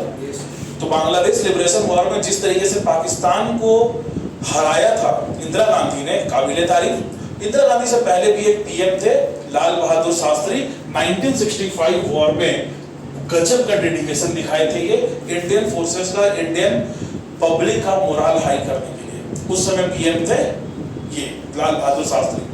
होते होते फिर राजीव गांधी आए। राजीव गांधी ने आईटी एरा की शुरुआत कर दी इंडिया में, और फिर धीरे धीरे अटल बिहारी वाजपेयी आए। तो अटल बिहारी वाजपेयी भी जब थे तो उनका जो मतलब फैन फॉलोइंग था उस वक्त काफी ज्यादा था। अटल बिहारी वाजपेयी बीजेपी के सबसे सीनियर लीडर। लेकिन उसके बाद आए Manmohan Singh, and Manmohan Singh was really not a leader. ये तो फैक्ट है, तुमको मानना पड़ेगा। He was the PM but he was from Rajya Sabha, he was not from Lok Sabha, ठीक है। तो ये तो तुमको मानना पड़ेगा कि प्राइम मिनिस्टर मनमोहन सिंह अपने मतलब उनका खुद का फैन फॉलोइंग नहीं था। He was the PM approved by and selected by the political party Congress. तो उस दौर में फिर तुमको पर्सनालिटी कल्ट वैसा नहीं दिखेगा। 2014 में एक आदमी आया, नरेंद्र मोदी। इधर तो थोड़ा सा फैन फॉलोइंग गिरा। होता क्या है कि बहुत लंबे टाइम तक किसी का फैन फॉलोइंग नहीं चलता है, क्योंकि तुम आते हो, तुमने वादे किए बड़े बड़े, कुछ काम तुम कर पाए, कुछ नहीं कर पाए। तो हमेशा एक सेक्शन होगा जो तुम्हारे काम से सेटिस्फाइड होगा, दूसरा सेक्शन होगा जो मॉडरेटली सेटिस्फाइड होगा, तीसरा होगा जो लीस्ट सेटिस्फाइड होगा, चौथा होगा जो नॉट सेटिस्फाइड होगा। नॉट सेटिस्फाइड पहला होगा जो स्ट्रांगली सेटिस्फाइड होगा, दूसरा मॉडरेटली ठीक ही है, तीसरा लीस्ट सेटिस्फाइड, कोई ऑप्शन ही नहीं है, चौथा क्या हो जाएगा, नॉट सेटिस्फाइड। और एक ग्रुप तो हमेशा रहता है जो हमेशा तुम्हारे अगेंस्ट ही काम करेगा, चाहे तुम कुछ भी कर लो। मेरे केस में भी है, ठीक है। अब तुम आगे बढ़ो। तो प्राइम मिनिस्टर मोदी के साथ साथ तुमको अभी कुछ पर्सनालिटी कल्ट और दिखाई देंगे। वेस्ट बंगाल में ममता बनर्जी। क्या वेस्ट बंगाल के लोग टीएमसी पार्टी को जानते हैं? नहीं, ममता बनर्जी को जानते हैं। उड़ीसा में नवीन पटनायक 5वीं बार सीएम है वो आदमी। दिल्ली में अरविंद केजरीवाल। तो वो क्या है, वो एक पर्सनालिटी कल्ट है। इसका क्वेश्चन था कि दिल्ली और पंजाब में एक ही पार्टी की सरकार है, तो क्या Punjab government is subordinate to Delhi government? Legally no, legally नहीं, लेकिन off the record, behind the scenes, Arvind Kejriwal is senior leader that Bhagwant Mann. आखिरकार अरविंद केजरीवाल ने ही ना उसे बनाया है। पंजाब के लोगों ने जितना भगवंत मान को नहीं रिस्पॉन्ड किया, उससे ज्यादा अरविंद केजरीवाल को रिस्पॉन्ड किया। तो पंजाब के लोग आज भी अगर भगवंत मान से ज्यादा रिस्पेक्ट और भगवंत मान से ज्यादा रिस्पॉन्ड किसको देते हैं? अरविंद केजरीवाल को। यहीं पर हो जाता है डिफरेंस। तो तुम्हारा जो सवाल था लीगली, उसका आंसर है नो, कि Punjab government is independent as that of Delhi government. लेकिन इन रियलिटी क्या होता है कि दिल्ली गवर्नमेंट के जो सीएम है उनकी पर्सनालिटी, उनका फैन फॉलोइंग, उनका बेस ज्यादा बड़ा है भगवंत मान से। तो भगवंत मान कभी भी इसके अगेंस्ट जाएंगे? कभी सवाल ही पैदा नहीं होता है। क्या जितने स्टेट में बीजेपी है, क्या वहां के CM against the central government जाएगी? नहीं, क्योंकि तुमको पता है सेंटर में जो लोग बैठे हैं वो ज्यादा पावरफुल है। ये बात समझे। अभी जैसे यूपी में तुमको एक आदमी मिलेगा, योगी आदित्यनाथ, तो यूपी में उनका कुछ काम बहुत ही अच्छा था, तो वहां पे भी एक पर्सनालिटी कल्ट डेवलप हुआ कि लोग वहां बीजेपी से ज्यादा किसको पसंद करने लग गए? योगी आदित्यनाथ। तो ऐसे ही चलता रहता है। एक है आंध्र प्रदेश में, आंध्र प्रदेश में भी एक सीएम है, आई थिंक जगन मोहन रेड्डी। महाराष्ट्र में एक समय ठाकरे राज था, अब वो नहीं रहा। अब महाराष्ट्र में ठाकरे फैमिली का पावर वैसा नहीं है जैसा बाला साहब ठाकरे के समय में था। उनके मर्जी के बिना, ये बात सच है कि मुंबई में, महाराष्ट्र में कुछ भी नहीं होता था, ठीक है। वो रूलिंग थे, वही अपोजिशन थे, वही सब कुछ थे। ये बात समझे। तो क्या होता है ना कि इंडिया में पर्सनालिटी कल्ट हो जाता है, मतलब कि एक इंसान सिस्टम से, पार्टी से बड़ा हो जाता है। ये बात समझे। और ये भी एंटी डेमोक्रेसी बात है, लेकिन यहाँ के लोग समझते नहीं। यहाँ के लोग बना देते हैं उसको मसीहा। तुम किसी भी इंसान को मसीहा मत बनाओ अगर तुमको डेमोक्रेसी को मेंटेन करना है, वरना तुम खुद से डिक्टेटरशिप को इम्पोज कर रहे हो। तुम किसी भी इंसान को मसीहा मत बनाओ अगर तुमको डेमोक्रेसी मेंटेन करना है, वरना तुम खुद से क्या कर रहे हो? डिक्टेटरशिप को ला रहे हो। ये बात समझे कि पंजाब गवर्नमेंट और दिल्ली गवर्नमेंट वाला जो क्वेश्चन था तुम्हारा कि क्या पंजाब गवर्नमेंट सबऑर्डिनेट है, आंसर है legally no, practically yes. Legally no, practically yes. ये बात क्यों? क्योंकि पर्सनालिटी का अरविंद केजरीवाल का ज्यादा है। अरविंद केजरीवाल को लोगों ने वोट किया है ना, नॉट फॉर आम आदमी party, not for that Bhagwant मान।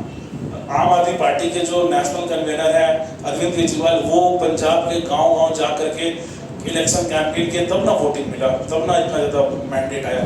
ये बात समझ में आया कि नहीं?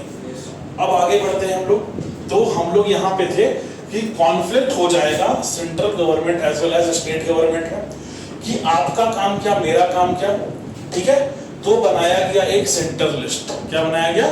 Centre list. सेंटर लिस्ट में ज्यादा इंपॉर्टेंट सब्जेक्ट्स को रखा गया। सेंटर लिस्ट में ज्यादा इंपॉर्टेंट सब्जेक्ट्स को रखा गया। अब ये ज्यादा इंपॉर्टेंट सब्जेक्ट्स क्या क्या हैं? सबसे पहला डिफेंस। डिफेंस, और हमको लगता है कि अभी 98 सब्जेक्ट्स हैं इसमें। ये एक बार सिर्फ चेक कर रहे हैं ना 98 या 97, मेरे ख्याल से 98 है। 97 से एक बार करके 98 हो गया। ये बात समझे?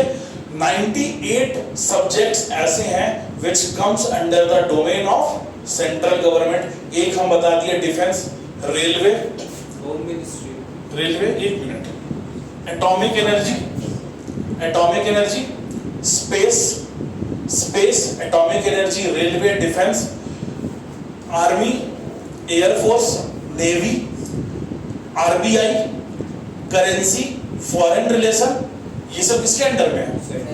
ये सब चीज सेंट्रल गवर्नमेंट डायरेक्टली देखेगी। क्या कोई स्टेट अपना अलग से फॉरेन पॉलिसी बना सकता है? हमारे पास पावर ही नहीं है। क्या कोई स्टेट रेलवे को पॉलिसी या गाइडलाइंस दे सकता है? तुम्हारे पास कोई पावर नहीं है। ये बात समझे? अब जैसा ये सेंट्रल लिस्ट है, सेंट्रल लिस्ट के सारे फैसले कौन करेगा? नेशनल हाईवे, मेजर पोर्ट्स जो है, ये बात समझे? तो ये सब हो गया तुम्हारा सेंटर का। अब आ जाओ स्टेट में। स्टेट में आता है तुम्हारा पुलिस, हेल्थ, एजुकेशन, ठीक है? ये सब चीज, हॉस्पिटल्स, स्कूल्स, जो स्टेट हाईवेज है, ये सब समझे? पंचायत हो गया तुम्हारा, ये सब लॉ एंड ऑर्डर सिचुएशन, ये सब। हाँ बोलो। बिल्डिंग, हाँ बिल्डिंग भी आएगा स्टेट में। पुलिस स्टेट सब्जेक्ट है। एजुकेशन, एजुकेशन भी, हालांकि अब एजुकेशन कॉन्करेंट में आ गया है, ठीक है? फिर एक आता है कॉन्करेंट लिस्ट। कॉन्करेंट लिस्ट में क्या होता है? ये वो सब्जेक्ट है जिसमें सेंट्रल गवर्नमेंट भी लॉ बना सकती है।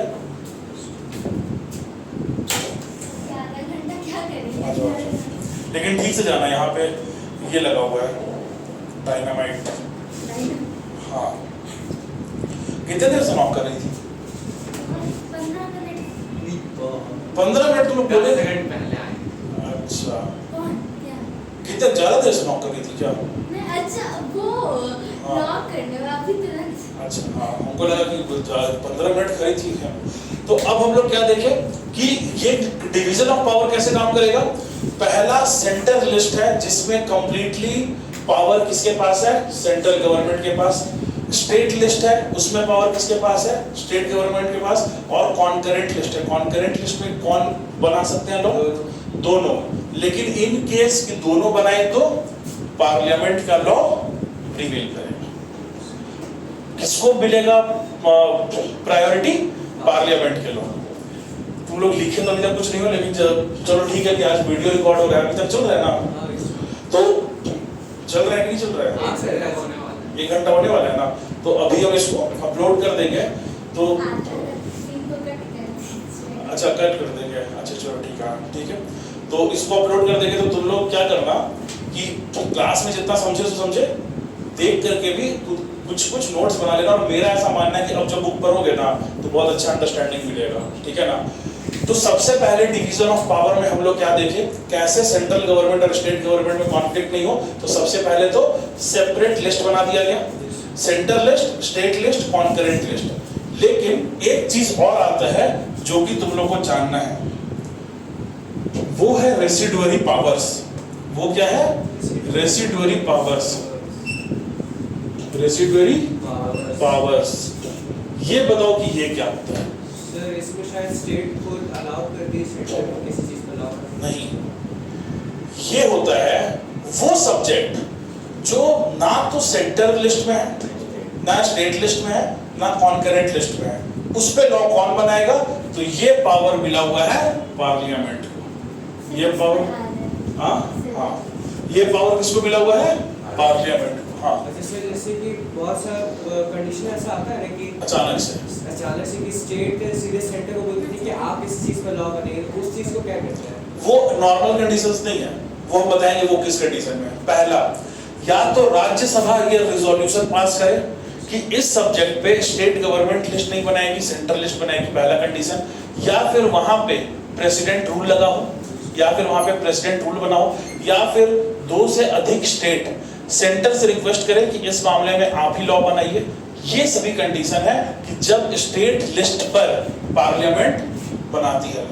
पहला हम क्या बताएं, या तो राज्यसभा एक रिजोल्यूशन पास करे, क्योंकि राज्यसभा और लोकसभा में क्या है, Rajya Sabha is the representative of state, वहां जितने लोग बैठते हैं वो स्टेट को रिप्रेजेंट करते हैं, ठीक ना। और लोकसभा में जो लोग बैठते हैं वो इंडिया के टेरिटरी के एक छोटे से हिस्से को रिप्रेजेंट करते हैं।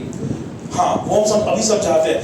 पहले देखो जो इसका क्वेश्चन था ना वो थोड़ा सा ऑफ टॉपिक जा रहा था, अगर अभी उसको आंसर करें, वो ये पूछा है कि ऐसे कौन से कंडीशंस हैं जब स्टेट लिस्ट में पार्लियामेंट ऑथराइज्ड है लॉ बनाने के लिए।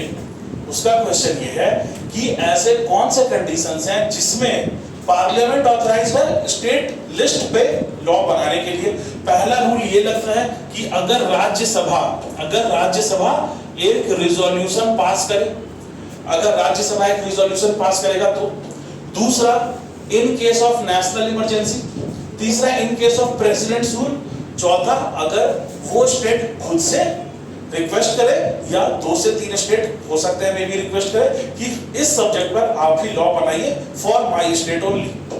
ये बात समझे, तो वहां पे ये बनेगा। और एक आर्टिकल 355, इन केस की सेंट्रल गवर्नमेंट स्टेट गवर्नमेंट को हटा दे, ठीक है। सर वो किस बेस पे हटाती है? अगर स्टेट गवर्नमेंट एकदम काम नहीं कर पा रही है, क्या हो गया? अच्छा, अगर state government law and order को मेंटेन नहीं कर पा रही है, अगर स्टेट गवर्नमेंट रिस्पॉन्सिबली अपने ड्यूटीज को पूरा नहीं कर रही है, वहां पर जैसे अभी मणिपुर में हुआ आर्टिकल 355 का यूज करके, अब वहां पे स्टेट के लिस्ट पर भी कौन बनाएगा लॉ? सेंटर बनाएगा। सब ये समझ में आया कि ये 5 एक्स्ट्राऑर्डिनरी कंडीशंस है जब पार्लियामेंट के पास ये पावर है कि तुम स्टेट सब्जेक्ट पर भी लॉ बना सकते हो। ऐसे कभी एक मणिपुर का एग्जांपल है और कोई ऐसे एग्जांपल है जब हुआ है? बिल्कुल हुआ है, बस हमको याद नहीं है लेकिन हुआ है ये, ठीक है। याद नहीं है लेकिन जैसे कि मेरे ख्याल से शायद ये यूपी में हुआ है, यूपी में हुआ है, ये एक बार हम चेक कर लेंगे, लेकिन ये हमको ऐसा डाउट लग रहा है, ठीक है ना। मणिपुर में तो एकदम रिसेंट एग्जांपल है, क्योंकि ये ज्यादा देखो आर्टिकल 30 ये जो है ना 355 ये बहुत रैंडमली यूज नहीं होता है, ऐसा बहुत फ्रीक्वेंटली यूज नहीं होता है। जब तक आप एकदम एक्सट्रीम नहीं कर दो तब तक ये यूज नहीं होगा। आप कभी ऐसी सिंपल सिचुएशन में आप नहीं देखोगे सेंट्रल गवर्नमेंट स्टेट गवर्नमेंट को हटा करके अपना लॉ लगा दे। ये बात समझे। मेरे ख्याल से कल्याण सिंह की गवर्नमेंट जब थी ना यूपी में तब इसका कुछ हुआ था, ये हम एक बार देख लेंगे क्योंकि अभी हम एकदम पॉइंट टू पॉइंट कनेक्ट नहीं कर पा रहे हैं। जब राम मंदिर वाला जो मामला था उसमें बाबरी मस्जिद को लेकर के शायद जुडिशरी का ये था कि किसी भी हालत में ढांचा गिरना नहीं चाहिए, जो भी मस्जिद है वो गिरनी नहीं चाहिए, लेकिन यूपी गवर्नमेंट रोक नहीं पाई इस चीज को। उसके बाद कल्याण सिंह ने खुद इस्तीफा दे दिया था, हटने का मौका नहीं दिया, खुद से इस्तीफा देके खुद से हट गया। ये बात समझे, ये चीज था। लेकिन हम बताएंगे कि और किस किस स्टेट में, एक बार तो हमको ये क्वेश्चन डाल देना कि और किस स्टेट में सेंट्रल गवर्नमेंट ने वहां की स्टेट गवर्नमेंट को हटाया है, ये हम देख करके बता देंगे, ठीक है। लेकिन लेटेस्ट जो भी है वो मणिपुर का है, लेटेस्ट है मणिपुर का। तो अब देखते हैं बाकी डिवीजन ऑफ पावर। तुमको इतना नींद कहाँ आ रहा है वाला, जब देख रहे थे तो तुमको नींद ही आ रहा है काहे? अब वापस आओ तो सबसे पहले तो हमको ये समझ में आ गया कि सेंट्रल लिस्ट बना हुआ है, स्टेट लिस्ट बना हुआ है। अब रिटन कॉन्स्टिट्यूशन, रिटन कॉन्स्टिट्यूशन, क्यों रिटन कॉन्स्टिट्यूशन की जरूरी है? देखो अगर ये डिवीजन सिर्फ बातचीत पर रहेगा, देखो एक तो रिटन कॉन्स्टिट्यूशन को तुम लोग ये मत समझना कि रिटन कॉन्स्टिट्यूशन वो है जो लिखा हुआ है और नॉन रिटन या अनरिटन कॉन्स्टिट्यूशन वो है जो नहीं लिखा हुआ है। रिटन कॉन्स्टिट्यूशन वो होता है जो ज्यादा रिजिड होता है, रिटन कॉन्स्टिट्यूशन वो होता है जो ज्यादा रिजिड होता है, या और अनरिटन कॉन्स्टिट्यूशन वो होता है जो हाईली फ्लेक्सिबल होता है। रिटन कॉन्स्टिट्यूशन को चेंज करना इतना आसान नहीं है। इंडियन कॉन्स्टिट्यूशन दोनों है, रिजिड और फ्लेक्सिबल। हमारे इंडिया का जो कॉन्स्टिट्यूशन है ना वो mix of rigidity and flexibility दोनों है, blend of rigidity and flexibility. लेकिन यूएस में कॉन्स्टिट्यूशन का अमेंडमेंट करना ज्यादा मुश्किल है, बट ब्रिटेन में बहुत आसान है, ब्रिटेन में बहुत आसान है। तो हमारे इंडिया में भी एक रिटन कॉन्स्टिट्यूशन है। रिटन कॉन्स्टिट्यूशन का मतलब कि अगर तुमको सेंटर और स्टेट के प्रोविजंस को चेंज करना है वो चीज आसान नहीं, वो चीज आसान नहीं है। अब यहाँ रिटन कॉन्स्टिट्यूशन में एकदम क्लियर कट स्टेट के पावर्स दिए हुए, सेंटर के पावर्स दिए हुए, ताकि किसी भी तरह का डिस्प्यूट दोनों में नहीं हो, ताकि दोनों में किसी भी तरह का डिस्प्यूट ना हो। ये बात समझ आया कि नहीं? पहला क्या था कि सेंटर लिस्ट बना दिया, यूनियन लिस्ट उसको बोलते हैं, union list, state list, concurrent list बना दिया। लिस्ट बनाने से क्या हो गया, एक सेपरेट तुमको सब्जेक्ट्स मिल गए कि मेरा पावर इन सब्जेक्ट्स में है, इनका पावर इस सब्जेक्ट्स में, इसका पावर इस सब्जेक्ट्स में। ये बात समझ में आया तुम्हें? उसके बाद क्या दिया गया तुमको? उसके बाद तुमको क्या दिया गया? रिटन कॉन्स्टिट्यूशन दिया गया। रिटन कॉन्स्टिट्यूशन क्या होता है?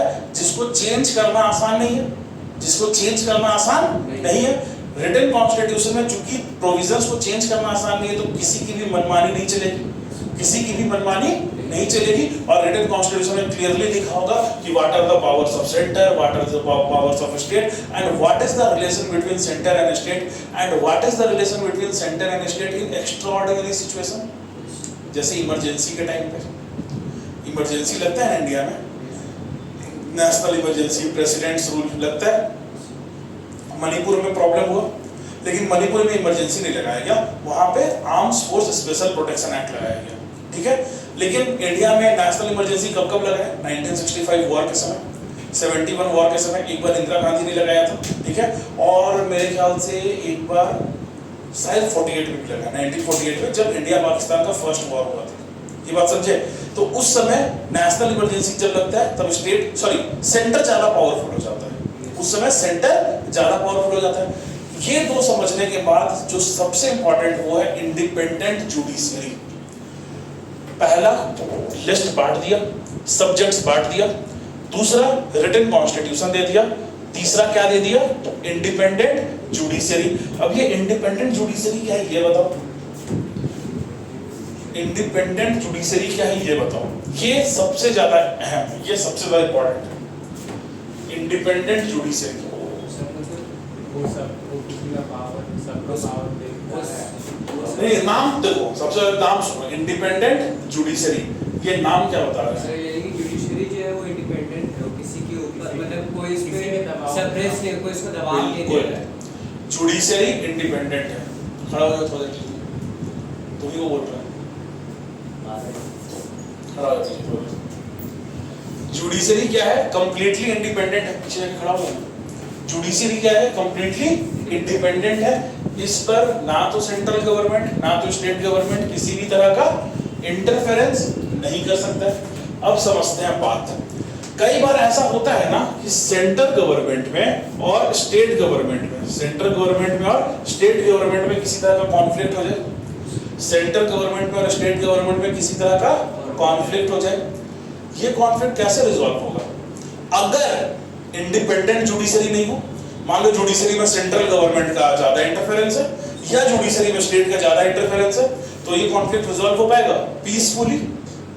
तो सबसे पहले तो अगर सेंटर और स्टेट में कभी किसी तरह का कॉन्फ्लिक्ट होता है, जो कि अक्सर होता है, तो फिर हमको चाहिए इंडिपेंडेंट जुडिशरी। हमको क्या चाहिए? Independent judiciary. इंडिपेंडेंट जुडिशरी में अच्छा सेंटर और स्टेट का अगर कॉन्फ्लिक्ट होगा तो एक बात और जान लो, ये मामला हमेशा सुप्रीम कोर्ट ही जाएगा। ये मामला हमेशा सुप्रीम कोर्ट में ही जाएगा, हाई कोर्ट में नहीं जाएगा। ये मामला हमेशा कहाँ जाएगा? सुप्रीम कोर्ट में, हाई कोर्ट में नहीं जाएगा। बोलो। ये मामला सुप्रीम कोर्ट का ओरिजिनल ज्यूरिडिक्शन है। ओरिजिनल ज्यूरिडिक्शन मतलब एक्सक्लूसिव, मेरे अलावा ये काम कोई नहीं कर सकता है। सुप्रीम कोर्ट का ओरिजिनल ज्यूरिडिक्शन है, मतलब कि एक्सक्लूसिव ज्यूरिडिक्शन। क्यों ऐसा है? स्टेट हाई कोर्ट अगर इसको सुनेगा, ठीक है ना, इंडिपेंडेंट वो भी है, इंडिपेंडेंट वो भी है, बट सुप्रीम कोर्ट के पास पावर्स चूंकि ज्यादा है। ये बात समझे ना? इंडिपेंडेंट ऐसा नहीं कि बस कॉन्स्टिट्यूशन में ना लिखा हुआ है ये। इंडिपेंडेंट तो हाई कोर्ट भी है, तुम कह सकते हो कि वहां जाना चाहिए था, इंडिपेंडेंट वो नहीं है क्या? है। लेकिन कॉन्स्टिट्यूशन में प्रोविजन है सुप्रीम कोर्ट का ओरिजिनल ज्यूरिडिक्शन। ओरिजिनल ज्यूरिडिक्शन मतलब कि ये वो कुछ काम है जो सुप्रीम कोर्ट के सिवा कोई और नहीं कर सकता। उसमें से एक है कि अगर कॉन्फ्लिक्ट होता है सेंटर और स्टेट में, अगर कॉन्फ्लिक्ट होता है सेंटर और स्टेट में, एक ये कॉन्फ्लिक्ट हो सकता है। दूसरा, स्टेट स्टेट में भी तो कॉन्फ्लिक्ट हो सकता है, स्टेट स्टेट में भी कॉन्फ्लिक्ट हो सकता है। एग्जांपल बिहार झारखंड में वैसा कॉन्फ्लिक्ट नहीं हुआ है। कावेरी नदी डिस्प्यूट हुआ था, कावेरी नदी डिस्प्यूट स्टेट और स्टेट में ही था ना, ये बात समझे। किसी सेंटर और स्टेट में भी डिस्प्यूट हो सकता है। दिल्ली हालांकि स्टेट नहीं है, दिल्ली वो स्टेट का वो एक उसको एग्जैक्टली ये बोलेंगे union territory with legislative assembly, union territory with legislative assembly. हाँ, वहां की गवर्नमेंट चूंकि इलेक्टेड है तो उनको कुछ पावर्स मिले हुए हैं। अभी दिल्ली को अगर तुम देखो, दिल्ली गवर्नमेंट में और सेंट्रल गवर्नमेंट में एकदम नहीं बनता है, दिल्ली गवर्नमेंट में और सेंट्रल गवर्नमेंट में एकदम नहीं बनता है। बंगाल स्टेट गवर्नमेंट में और सेंट्रल गवर्नमेंट में एकदम नहीं बनता है। अभी क्या था कि अभी सुप्रीम कोर्ट ने एक जजमेंट दिया था कि मुख्यमंत्री अरविंद केजरीवाल के पास ज्यादा पावर्स होंगे इररिस्पेक्टिव ऑफ लेफ्टिनेंट गवर्नर जो भी वहां पे हैं, अभी उनका नाम हमको याद नहीं है, लेफ्टिनेंट गवर्नर के पावर्स को कम कर दिया था सुप्रीम कोर्ट ने, और पावर ज्यादा किसको दे दिया? अरविंद केजरीवाल को, ये बोल के कि because Arvind Kejriwal is democratically elected leader तो उनके पास पावर ज्यादा होना चाहिए। लेकिन सेंट्रल गवर्नमेंट ने क्या किया, एक ऑर्डिनेंस ला करके उस रूलिंग को ही पलट दिया, उस रूलिंग को ही पलट दिया। अब क्या हुआ कि अब जो अरविंद केजरीवाल है वो इस चीज का बहुत ज्यादा विरोध कर रहे हैं कि मेरे पावर्स को आप कम करने की कोशिश कर रहे हो, मेरे पावर्स को आप कम करने की कोशिश कर रहे हो। ये बात समझ में आया कि नहीं? सेम चीज ममता बनर्जी के ऊपर कई बार आरोप लगता है कि आप वहां पे डिस्क्रिमिनेट करते हैं अपने वोटर्स में और आपके जो अपोनेंट्स हैं उनमें, और आप लॉ एंड ऑर्डर को इस तरह से चलाते हैं कि आपके वोटर्स को फायदा पहुंचेगा और अपोनेंट्स को उस वही लॉ एंड ऑर्डर प्रोटेक्ट नहीं करेगी। तो इस वजह से भी सेंट्रल गवर्नमेंट और ममता बनर्जी की जो सरकार है वो कई बार आमने सामने रहती है। ये बात समझ में आया? और भी इशू होता है अलग अलग स्टेट का, तो ये सभी मामला कहां पर जाएगा? सुप्रीम कोर्ट में जाएगा। ऐसा भी हो सकता है there is one plus state on one side and one plus state on other side. एक ग्रुप ऑफ स्टेट्स का कुछ बात हो गया with group of states on different side, या ऐसा भी हो सकता है centre on one side and group of states on other side. ये तो हमको ध्यान नहीं है कि स्टेट ग्रुप ऑफ स्टेट्स और सेंटर का कहीं पर कुछ है। अभी वो सेंटर अभी है और जितनी भी स्टेट पार्टीज है वो सब अपने आप को एकजुट कर रही है सेंटर। वो तो 2024 का इलेक्शन होने वाला है, तो जितने भी अपोजिशन पार्टीज हैं वो एक स्ट्रेटेजी बना रहे हैं कि कैसे हम लोग रूलिंग पार्टी को रोकेंगे 2024 में। That is different thing, that is a political alliance. वहां पे वो लोग सुप्रीम कोर्ट नहीं गए, that is a political alliance to stop a ruling party from creating mandate in 24। वो पॉलिटिकल अलायंस है, वहां कोई कॉन्फ्लिक्ट नहीं है। कॉन्फ्लिक्ट एक अलग चीज होता है, और यहाँ पे भी सुप्रीम कोर्ट का क्लियर कट गाइडलाइंस है कि ये एकदम से बेसिस ऑफ लॉ पर होना चाहिए, एकदम से कोई लीगल इशू पर होना चाहिए। कोई पॉलिटिकल बात को लेकर के आप सुप्रीम कोर्ट नहीं आ सकते कि हमारा सेंट्रल गवर्नमेंट से नहीं बन रहा है, स्टेट गवर्नमेंट हमको मेरा बात नहीं सुन रही है, ये बात समझे। तो सेंट्रल गवर्नमेंट और स्टेट गवर्नमेंट का अगर कहीं कॉन्फ्लिक्ट है तो वो कहां जाएगा? Supreme court. और ये सुप्रीम कोर्ट का ओरिजिनल ज्यूरिडिक्शन है, ये सुप्रीम कोर्ट का क्या है? Original jurisdiction. तो ये बात समझ में आया कि नहीं? पहला हम लोग क्या किए डिवीजन ऑफ पावर में, पीसफुल डिवीजन ऑफ पावर करने के लिए क्या किए? पहला लिस्ट बना दी। दूसरा कॉन्स्टिट्यूशन लिखा हुआ है, कॉन्स्टिट्यूशन क्लियर कट क्या मेंशन कर रहा है कि सेंटर का क्या पावर, स्टेट का क्या पावर, कॉन्स्टिट्यूशन क्लियर कट ये मेंशन कर दे रहा है। तीसरा, उसके बाद भी तो कॉन्फ्लिक्ट हो सकता है। देखो कॉन्फ्लिक्ट एक ऐसा चीज है कभी खत्म नहीं होगा। कॉन्फ्लिक्ट एक ऐसा चीज है, कॉन्फ्लिक्ट होने का दो ही रीजन होता है, कॉन्फ्लिक्ट ऑफ इंटरेस्ट होता है या कॉन्फ्लिक्ट ऑफ आइडियोलॉजी होता है। कॉन्फ्लिक्ट ऑफ इंटरेस्ट होता है या कॉन्फ्लिक्ट ऑफ आइडियोलॉजी होता है। हमको ये लगेगा कि ये सब चीज हमको मिल जाए, सामने वाले को भी यही लगेगा कि ये सब चीज हमको मिल जाए। ये बात समझ में आ गई? दो ही चीज हो ही सकता है, कॉन्फ्लिक्ट ऑफ इंटरेस्ट या कॉन्फ्लिक्ट ऑफ आइडियोलॉजी। और क्या हो सकता है बताओ? तो इस चीज को, ये इन दोनों के अलावा तुमको कॉन्फ्लिक्ट का कोई नजर कोई आ रहा है, कोई भी इशू, या तो तुम मेरी तरह नहीं सोचते हो इसलिए हम तुमको पसंद नहीं करेंगे, या फिर हम उस चीज को लेना चाहते हैं जिसमें तुम्हारा भी नजर है। ये बात समझे ना? पावर हम लेना चाहते हैं और पावर तुम भी लेना चाहते हो, तो हम दोनों में आपस में बनेगा क्या? अगर हम ही यहाँ के एमएलए बनना चाहें और तुम भी यहाँ के एमएलए बनना चाहो तो हम दोनों में आपस में बन सकता है? नहीं बन सकता है, समझे ना? तो ये हो गया कॉन्फ्लिक्ट ऑफ इंटरेस्ट। और आइडियोलॉजी, हम जिस तरीके से सोचते हैं, अगर तुम उस तरीके से नहीं सोचते हो तो क्या हम लोग वैसे इंसान को पसंद करते हैं? नहीं पसंद करते हैं। तो ये हाँ, मान लीजिए अगर पब्लिक ऐसा करने लगे, जैसे पब्लिक में भी है जो एक ही आइडियोलॉजी को फॉलो करते हैं, लेकिन कुछ जो डिफरेंट आइडियोलॉजी को फॉलो करते हैं तो वो different political party, different leaders को वोट भी तो करते हैं। तो वो भी एक तरीके से कॉन्फ्लिक्ट ही हुआ। कॉन्फ्लिक्ट है, तभी तो बीजेपी और कांग्रेस दोनों का सोचने का तरीका अलग है। कांग्रेस में, बीजेपी में, आम आदमी पार्टी में सोचने का तरीका इनका अलग है, तो इसीलिए तो इनमें बनता नहीं है ना। आइडियोलॉजी के बेसिस पर पॉलिटिकल पार्टी बनती है, और आइडियोलॉजी जब मेरा मैच ही कर जाएगा तो हम आपके पार्टी में या आप हमारे पार्टी में नहीं हो जाएंगे। ये बात समझे? अब इसके बाद एक चीज और होता है डिवीजन ऑफ पावर में, बाई कैमरलिज्म। बाई कैमरलिज्म ये क्या होता है बताओ? बाई कैमरलिज्म क्या होता है? टाइम कितना हो गया? 7। चलो बाई कैमरलिज्म बता के छोड़ रहे हैं। बाई कैमरलिज्म क्या होता है ये बताना जरूरी है। ये बता दो खाली कि बाई कैमरलिज्म क्या होता है। नहीं पता। देखो, सेंट्रल गवर्नमेंट में पार्लियामेंट ही वो चीज है ना जो लॉ बनाती है।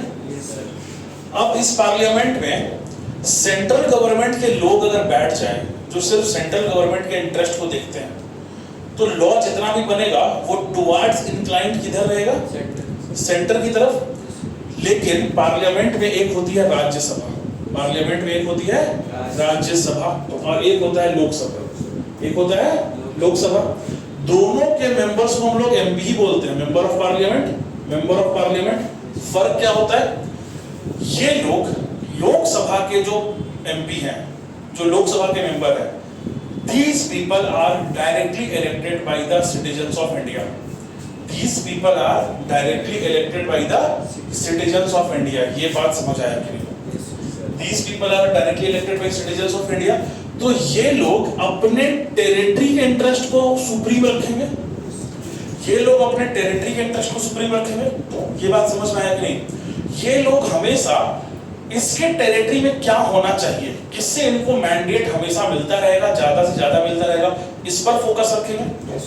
कई बार ऐसा हो सकता है ना कि अगर आप हमेशा पीपल के इंटरेस्ट को ऊपर रखें तो आप नेशनल इंटरेस्ट को हार्म कर सकते हैं। तो अगर आप अपने टेरिटरी के इंटरेस्ट को ऊपर रखते जाएं तो आप नेशनल इंटरेस्ट को हार्म कर सकते हैं। हो सकता है इसके टेरिटरी के लोग इसको ये बोले कि आप पार्लियामेंट को बोलिए कि इस टेरिटरी को ज्यादा पावर मिले, ज्यादा पैसा मिले, ज्यादा फंड्स मिले, कुछ भी इललेजिटिमेट डिमांड हो सकता है कि नहीं हो सकता है। तो ये जो एमपी है ये अगर पार्लियामेंट में जाकर के इललेजिटिमेट डिमांड रखना शुरू करेगा, ये एमपी अगर पार्लियामेंट में जाकर के इललेजिटिमेट डिमांड रखना शुरू कर दे तो नेशनल इंटरेस्ट को हार्म होगा कि नहीं? लेकिन राज्यसभा के जो एमपी हैं they are not directly elected by the people, तो उनको अपने मैंडेट का फर्क होता है क्या? ये लोग स्टेट को रिप्रेजेंट करते हैं। जैसे झारखंड से जितने भी एमपी जाएंगे वो झारखंड स्टेट को रिप्रेजेंट करेंगे, भले वो डिफरेंट पॉलिटिकल पार्टी के हैं, बट इनको क्या रखना है? अपने झारखंड के इंटरेस्ट को ऊपर रखना है। इनको पब्लिक इंटरेस्ट से ऊपर नेशनल इंटरेस्ट पे काम करना है, अपने स्टेट के इंटरेस्ट पे काम करना है। ये बात समझे ना? तुमको अगर पब्लिक वोट कर रही है, देखो मान लो कि किसी जगह पर एक मॉब है जो कि कुछ ऐसा सोशल प्रैक्टिसेस करता है जो कि गलत है, जैसे डाउरी, सती प्रथा तो चलो अब नहीं होता है, डाउरी एक होता है। डाउरी पे तो सब कुछ हुआ, लेकिन आज भी डाउरी चल रहा है, डाउरी आज भी चल रहा है। तुम या फिर ये देख लो ना, चाइल्ड मैरिज देख लो, अर्ली एज मैरिज एक गलत प्रथा है। कई सारी लड़कियों का, अब तो चलो कि 21 एक मैरिज एज हो गया है, लेकिन 21 क्या 22 में किसी की शादी हो जाए तो ये भी तो कमी है। ठीक ठाक से तो 25 के आसपास शादी होनी चाहिए, यहाँ हम तो कहते हैं उससे प्लस ही होना चाहिए, उससे कम में तो बिल्कुल नहीं होनी चाहिए। ठीक है, तो अब लेकिन अभी भी सोसाइटी में कई लोग 18 प्लस में शादी करते हैं कि नहीं करते हैं?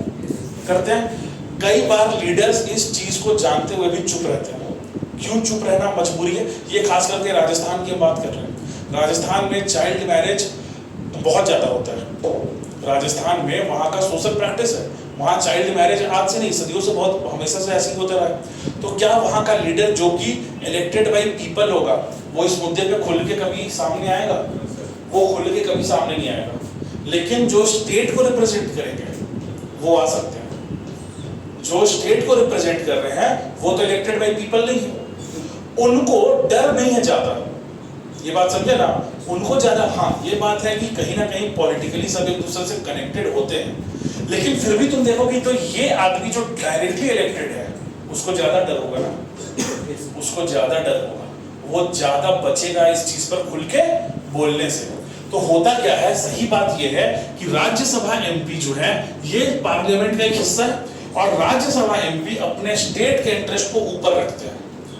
ये भी डिवीजन ऑफ पावर का एक तरीका है कि पार्लियामेंट जब भी कोई कानून बनाए तो स्टेट के इंटरेस्ट को दरकिनार ना कर दे, स्टेट के इंटरेस्ट को दरकिनार ना कर दे, स्टेट के इंटरेस्ट को मेंटेन करते हुए कानून बनाए, और इसीलिए राज्यसभा है। लोकसभा के लोग क्या करेंगे, वो ज्यादा फोकस किस पे करेंगे, अपने टेरिटरी के इंटरेस्ट पे, वो पब्लिक इंटरेस्ट पर ज्यादा फोकस करेंगे। तो लोकसभा अगर सिर्फ होती तो ये ऐसा कानून बनाने की कोशिश करते जो सिर्फ पब्लिक इंटरेस्ट पर जाएगा, और जरूरी नहीं है कि हर कानून जो पब्लिक इंटरेस्ट पे जाएगा वो नेशनल इंटरेस्ट के लिए भी सही है। अगर आप ऐसा देखेंगे कि सिर्फ हम पब्लिक इंटरेस्ट को देखें तो ऐसा हो सकता है ना कि मेजॉरिटी माइनॉरिटी को परेशान करने लगे, ऐसा हो सकता है मेजॉरिटी माइनॉरिटी को परेशान करने लगे, और ऐसा भी हो सकता है कि माइनॉरिटी मेजॉरिटी को परेशान करे अगर मेजॉरिटी आपस में किसी कास्ट डिवीजन से बढ़ गया, लैंग्वेज डिवीजन में बढ़ गया, या किसी और रीजन से बढ़ जाएगा, तो ये भी हो सकता है, वो नेशनल इंटरेस्ट को हार्म करेगा। तो नेशनल इंटरेस्ट को और स्टेट इंटरेस्ट को मेंटेन करने के लिए, लोकसभा के पावर को काउंटर करने के लिए, बैलेंस करने के लिए क्या है, राज्यसभा है। राज्यसभा के लोग जब वहां बैठते हैं, राज्यसभा के एमपी बैठते हैं, तो उनका इंटरेस्ट पब्लिक, उनका जो बात होगा वो पब्लिक इंटरेस्ट से ज्यादा किस पर होगा, स्टेट के इंटरेस्ट पर। उनका किस पर ज्यादा काम होगा, स्टेट के इंटरेस्ट पे। वो डायरेक्टली इलेक्टेड होकर के नहीं आए हैं तो उनको डर भी नहीं है, ये बात समझे ना। हाँ, लोकसभा के एमपी के पास ऑब्वियसली ज्यादा पावर होता है, वो ग्राउंड पर जाते हैं, काम करते हैं, इनके पास थोड़ा सा पावर कम होता है, प्रैक्टिकल पावर, लेकिन ये इनका रहना जरूरी है अगर आप फेडरल गवर्नमेंट पे बिलीव कर रहे हैं। और फेडरल गवर्नमेंट क्या होगी कि वहां पे सेंट्रल गवर्नमेंट भी होगा और स्टेट गवर्नमेंट भी होगा। तो स्टेट गवर्नमेंट की बात सेंट्रल गवर्नमेंट में रखने के लिए होते हैं राज्यसभा एमपी, एमएलए नहीं, एमपी। ये बात समझ में आया।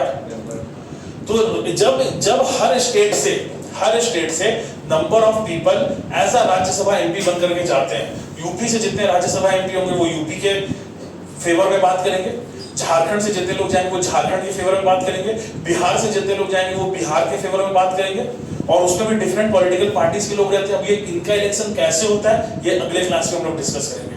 ये डायरेक्टली इलेक्टेड बाय पीपल नहीं होते हैं। Rajya Sabha MPs are elected by the MLA of that state. Rajya Sabha MPs are elected by the MLAs of that state. ये बात समझ में आया। हम लोग इनका इलेक्शन कैसे होता है इसको अगले क्लास में डिस्कस करेंगे, लेकिन चूंकि ये अपने स्टेट को ऊपर रखेंगे तो एक तरीके से ये डिवीजन ऑफ पावर दिखा रहा है कि नहीं।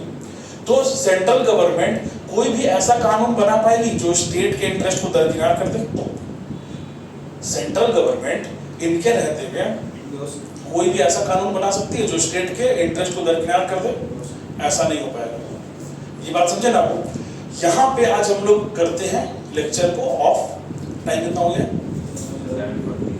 7:40। हम लोग यहाँ पे करते हैं लेक्चर को ऑफ। घर जाना, दोनों चैप्टर्स को पढ़ना। घर जाना, रुक जाओ 2 मिनट, दोनों चैप्टर्स को पढ़ना। जितने क्वेश्चन तुम अटेम्प्ट कर पाओ अटेम्प्ट करना। लेक्चर रिकॉर्ड हो चुका है, यूट्यूब पर आ जाएगा, ठीक है ना। उसको फॉलो करना। होमवर्क आज नहीं चेक कर पाएंगे, अगले क्लास में चेक करते हैं, ठीक है ना। अगले नहीं हम बोले भी थे कि हमको एक क्लास एक्स्ट्रा चाहिए, फिर से अगले वीक में बोल देंगे एक्स्ट्रा क्लास ले लेंगे तुम लोग का। एक में टाइम लग जाता है होमवर्क ही चेक करने में, और फिर जितने कॉन्सेप्ट्स बचे हुए हैं उसको हम लोग क्या करेंगे, डिस्कस कर लेंगे। टेस्ट में क्या चीज़? हाँ, अभी हम जाके देखते हैं वहाँ पे, अभी हम जाके बात करते हैं उसमें, ठीक है।